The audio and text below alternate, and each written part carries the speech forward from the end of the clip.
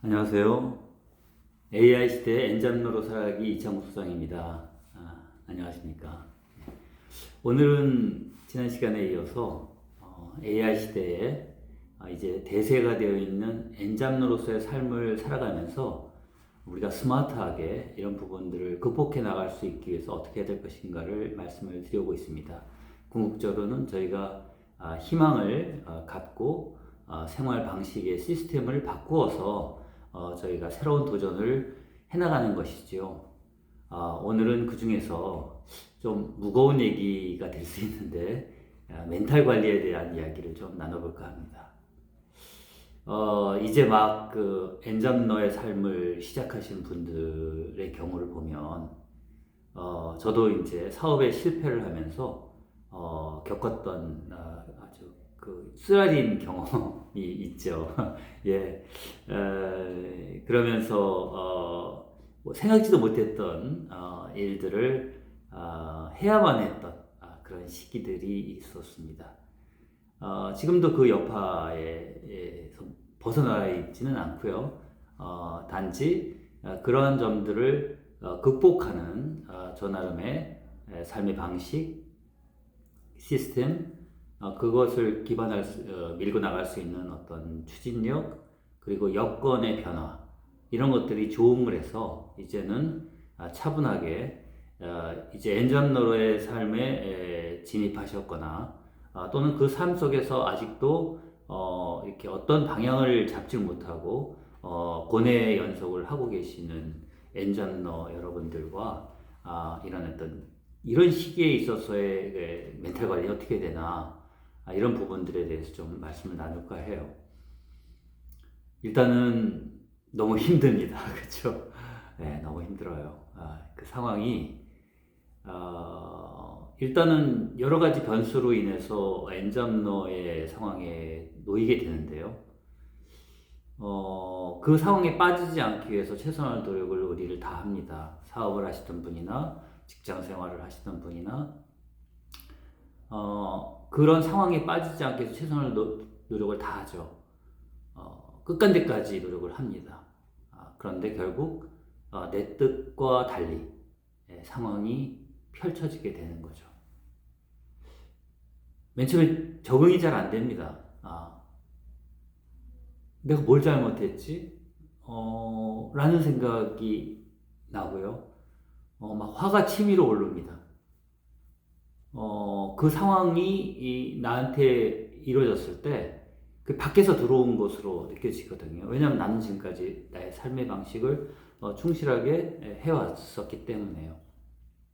특히 요즘과 같이 AI 시대로 인해서 사회가 급변하면서 모든 산업 기반과 직업, 산업 기반들이 갑자기 일거에 무너져 내리는 상황에서는 누구누구의 잘못이라고 할 수가 없는 거죠. 일종의 시대 변화, 패러다임의 변화가 일어나는 상황에서 벌어지는 어떤 상황일 뿐입니다. 그런데 직접적으로는 그게 이렇게 와닿는 부분은 회사에서 보면은 해고의 과정일 수도 있고요.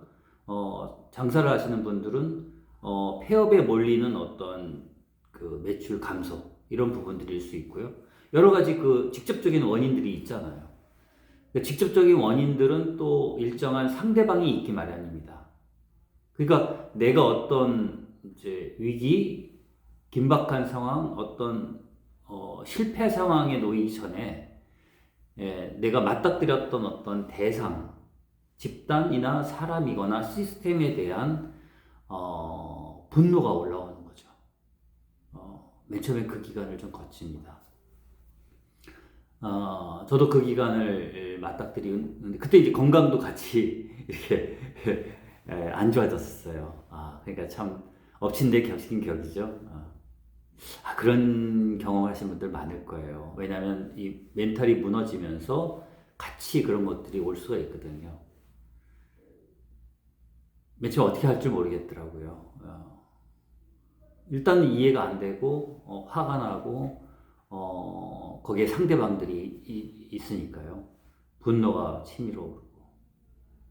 근데 어쩔 수가 없는 거죠. 어쩔 수는 없어서 이제 일정 시간을 보냈습니다. 근데 그 시간이 뒤돌아보니까 상당히 소중한 시간이었던 거예요.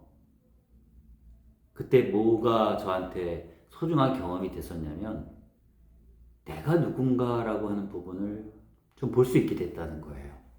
맨 처음에는 막 화가 나고 바깥의 환경이나 다른 사람들 어떤 조직이 나한테 어떤 악영향을 미쳐서 내가 이렇게 된 것처럼 생각이 들었었어. 그런 상황도 벌어집니다. 더 궁극적으로 내려가 보니까 그 안에 나의 어떤 모습이 보이기 시작하는 거예요. 그것도 바로는 안 됩니다. 시간이 좀 걸렸어요. 저 같은 경우는 차도 마시고 그때 건강 때문에 채식도 했었습니다. 하고 그리고 산에도 가고 그 시기를 이렇게 묵묵히 경제적인 문제를 담당해 준 저희 집사람에게 지금도 너무 감사하게 생각하죠. 버팀목이 있어줬던 거예요. 그래서 저 같은 경우는 그런 저를 성찰해 볼 수 있는 시간들을 가질 수 있었습니다. 이거는 모두 다 가질 수 있는 경험들은 아닐 거예요. 그러나 일단은 내가 내 상황에서 할 수 있는 일이 없었기 때문에 내려놓고 그 시간을 소화를 하는 과정들이 누구에게나 일단 필요하게 됩니다. 첫 번째는 나를 돌아보는 거죠. 객관적인 나의 모습이 그제서야 보이는 거죠. 내 안에 있었던 욕심들, 내 안에 있었던 어떤 아집, 그에 있었던 어떤 안 좋을 수 있었던 내가 부족한 점들이 올라오는 거예요. 물론 지금 요번에 벌어지고 있는 이런 구조적인 산업 구조의 문제는 또 좀 다른 이제 차원의 문제가 될 겁니다. 이제는 그 원인이 바깥에 큰 광풍에 의해서 쓸려 나가는 중이기 때문에 일단은 정신을 차리는 점이 그 점에서는 더 중요할 겁니다. 어쨌든 나와 연관된 어떤 일로 인해서 내가 지금 이 상황에 처해서 엔잡러의 삶을 살게 됐건 아니면 바깥에 어떤 상황들이 밀려 들어와서 내가 어떤 상황에 처해 있건 중요한 거는 이 시점에서 정신을 차려야 된다는 겁니다. 처음에 일정 기간 동안의 시간 동안 좀 돌아보는 시간을 가지시는 것이 필요합니다. 이렇게 좀 낭비되거나 나를 훼손하는 쪽으로 가지 말고 좀 더 건강하고 나를 돌아보면서 성찰해 나갈 수 있는 시간들을 좀 가져보기를 권해드립니다. 근데 이게 나중에 그걸 극복하고 났을 때 보니까 너무나 귀한 시간이에요. 왜냐하면 우리는 보통 때는 우리 자신을 보기가 어렵습니다.